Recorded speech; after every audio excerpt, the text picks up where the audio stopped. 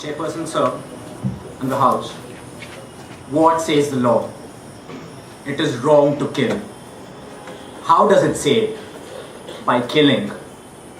Victor Hugo, Les Miserables. The question of the death penalty as a legitimate punishment has been hanging over our heads for a long time now. The debate concerning it has gone on for ages. A long habit of not thinking a thing wrong gives it a superficial appearance of being right. So is the case with the death penalty. Capital punishment has no place in a civilized society. It is against the grain of moving towards a civilized world. The right to life is one of the most fundamental and inalienable rights of an individual, and to violate it on the pretext of capital punishment is something I do not agree with. Capital punishment is not justified. Capital punishment is ethically flawed and is not an option. My first and foremost contention against capital punishment is, can the state kill? Looking at things from a moral prism, no state or society has the right, authority or justification to take someone's life away for the simplest of reasons that it cannot give one. The very reason for the existence of the death penalty, fact, the murderer has committed a crime, he is killed. Premise, it is wrong to kill. Conclusion, let us kill the murderer.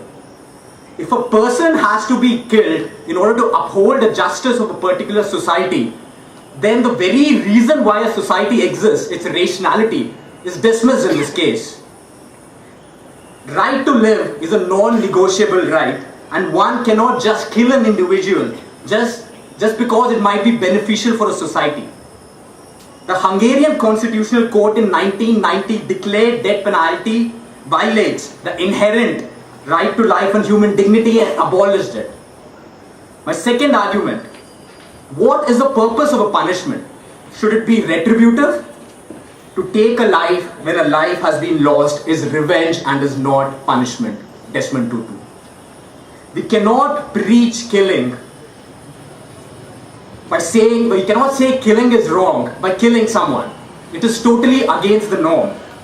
In the words of the former Chief Justice P.N. Bhagwati, the retributive theory is a remnant of the past and has no respect for the dignity and worth of a human being. Revenge is an elementary passion of a brute and betrays a lack of sense and refinement, and should be detached from justice as much as possible. In the words of Plato, he who desires to inflict rational punishment does not retaliate for a past wrong which cannot be undone. He has a regard for future. Today the move is from retributive to restorative justice, as was evident from the experience of the Truth and Reconciliation Commission in South Africa. I quote Albert Camus here.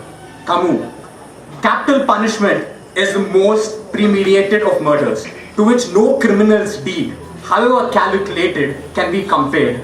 For there to be an equivalency, the death penalty would have to punish a criminal who had warned his victim well in advance and would inflict a horrible death on him, and who from that moment onwards confined him at his mercy for months.